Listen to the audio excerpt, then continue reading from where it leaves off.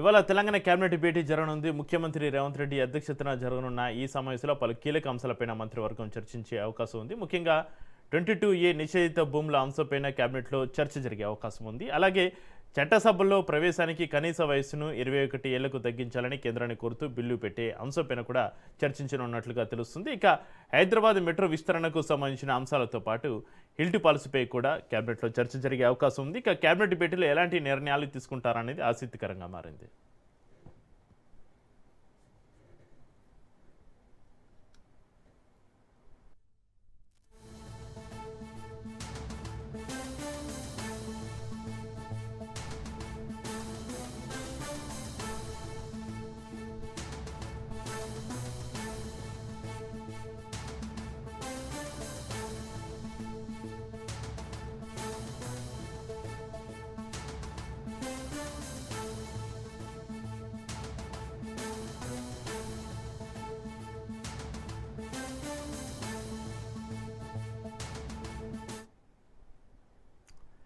ఇవాళ తెలంగాణ కేబినెట్ భేటీ జరగనుంది. ముఖ్యమంత్రి రేవంత్ రెడ్డి అధ్యక్షతన జరగనున్న ఈ సమావేశంలో పలు కీలక అంశాలపైన మంత్రివర్గం చర్చించే అవకాశం ఉంది. ముఖ్యంగా 22A నిషేధిత భూముల అంశంపైన కేబినెట్లో చర్చ జరిగే అవకాశం ఉంది. అలాగే చట్టసభలో ప్రవేశానికి కనీస వయసును 21 ఏళ్లకు తగ్గించాలని కేంద్రాన్ని కోరుతూ బిల్లు పెట్టే అంశంపైన కూడా చర్చించనున్నట్లుగా తెలుస్తుంది. ఇక హైదరాబాద్ మెట్రో విస్తరణకు సంబంధించిన అంశాలతో పాటుగా హిల్ట్ పాలసీపై కూడా కేబినెట్లో చర్చ జరిగే అవకాశం ఉంది. ఇక కేబినెట్ భేటీలో ఎలాంటి నిర్ణయాలు తీసుకుంటారనేది ఆసక్తిగా మారినటువంటి పరిస్థితికి సంబంధించి మరింత సమాచారాన్ని మా ప్రతినిధి సునీల్ లైవ్లో అందిస్తారు. సునీల్.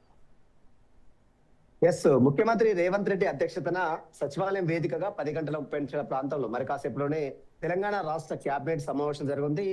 తెలంగాణ రాష్ట్రంలో అమలవుతున్నటువంటి ప్రధాన సంక్షేమ పథకాలతో పాటు అమలు చేయాల్సినటువంటి అభివృద్ధి కార్యక్రమాలపై కూడా ఈ క్యాబినెట్ లో చర్చించి కీలక నిర్ణయం కూడా తీసుకునే అవకాశం ఉంది. ప్రధానంగా మెట్రో రైల్ తెలంగాణ రాష్ట్ర ప్రభుత్వం ఇప్పటికే ఎల్ఎన్టీ సంస్థ నుంచి మెట్రో రైల్ టేక్ ఓవర్ చేసింది. దానికి సంబంధించినటువంటి నిధుల సమీకరణలో కొంత జాప్యం ఏర్పడింది కాబట్టి వాటికి సంబంధించిన విషయంలో ఎస్బీఐ నుంచి రుణాలు తీసుకోవాలని ఇప్పటికే రాష్ట్ర ప్రభుత్వం నిర్ణయం తీసుకుంది. ఎందుకంటే ఐఆర్ఎఫ్సి రావాల్సిన నిధులు మొత్తం కూడా ఇప్పటికే కేంద్రం విడుదల చేయలేదు కాబట్టి ఇక ఎస్బీఐ నుంచి ఆ నిధులు సమీకరించాలంటే రాష్ట్ర ప్రభుత్వం నిర్ణయించింది. దీంతో పాటు మెట్రో ఫేజ్ 2 కు సంబంధించినటువంటి విస్తరణ పనులు వేగవంతం చేయాలని కూడా రాష్ట్ర కేబినెట్ లో చర్చించి నిర్ణయం కూడా తీసుకునే అవకాశం. దీంతో పాటు నిషేధిత భూములు 22 జాబితా ఏలో ఉన్నటువంటి నిషేధిత భూములకు సంబంధించిన జాబితాలో ఉన్నటువంటి భూములకు సంబంధించిన అంశాలపై కూడా కేబినెట్ లో చర్చించి కీలక నిర్ణయం కూడా తీసుకున్నాం. ఇక మరోవైపు ల్యాండ్ పూలింగ్ ఎవరైతే భూములు ఇస్తున్నటువంటి రైతులకు 60% వాటా ఇవ్వాలని రాష్ట్ర ప్రభుత్వము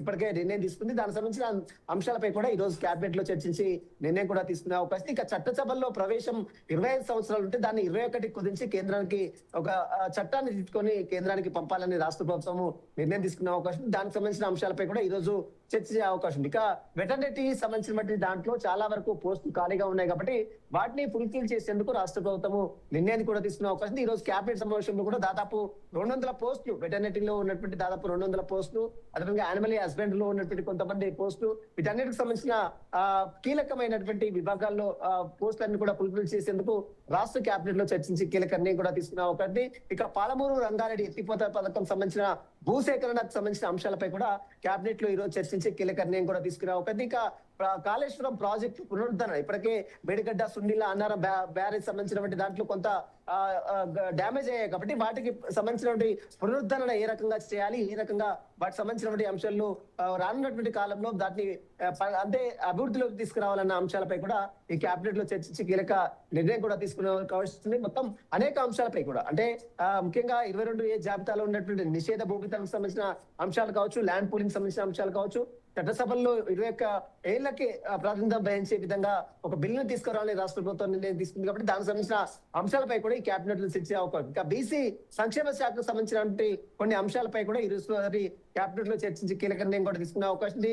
ఆర్టీసీ ఉద్యోగులకు సంబంధించిన అంశాలపై కూడా కేబినెట్ లో చర్చిస్తున్నట్లు కూడా కొంత సమాచారం తెలుస్తుంది. ఇవన్నీ అంశాలపై కూడా ఈసారి కేబినెట్ లో కీలకంగా మారిందే అవకాశం. ఎందుకంటే ఇప్పటికే 2.5 సంవత్సరాలు అయితే తెలంగాణ రాష్ట్రంలో కాంగ్రెస్ ప్రభుత్వం ఏర్పడి అయినప్పుడు కూడా ఇంకా అమలు కాలైనటువంటి కొన్ని సంక్షేమ పథకాలు ఇచ్చినటువంటి ఎన్నికల్లో ముందు ఇచ్చినటువంటి 6 గ్యారెంటీలో కొన్ని గ్యారెంటీలు ఇంకా అమలు చేయలేదు కాబట్టి వాటిని ఏ రకంగా అమలు చేయాలి, ఉన్నటువంటి బడ్జెట్ రాష్ట్ర ఆర్థిక పరిస్థితులను దృష్టిలో ఉంచుకొని ఏ రకంగా ముందుకు వెళ్ళాలి అన్న అంశాలపై కూడా ఈసారి జరిగేటువంటి కేబినెట్ లో కీలక నిర్ణయాలు కూడా తీసుకున్నట్టు కూడా సమాచారం తెలుస్తుంది. ఎందుకంటే ఇంద్రమ్మ జీవిత బీమా సంబంధించిన దాంట్లో ఇప్పటికే 5 లక్షల ఎవరైతే చనిపోయినటువంటి వ్యక్తులకు 5 లక్షల రూపాయలు ఖరారు చేసిన రాష్ట్ర ప్రభుత్వం దానికి సంబంధించిన విధి విధానాలకు సంబంధించిన అంశాలపై కూడా ఈసారి జరిగేటువంటి కేబినెట్ లో చర్చించి కీలక నిర్ణయం కూడా తీసుకున్నట్టు కూడా తెలుస్తుంది. ఇక రాష్ట్రంలో స్కూళ్ళకు సంబంధించినటువంటి ఇప్పటికే తెలంగాణ రాష్ట్ర వ్యాప్తంగా ఇంటిగ్రేటెడ్ స్కూల్ అని నిర్మిస్తున్న నేపథ్యంలో తెలంగాణ రాష్ట్ర వ్యాప్తంగా కూడా ఈ యొక్క ఇంటిగ్రేటెడ్ స్కూల్ అని నిర్మించాలని రాష్ట్ర ప్రభుత్వం సంకల్పించింది. వాటికి సంబంధించిన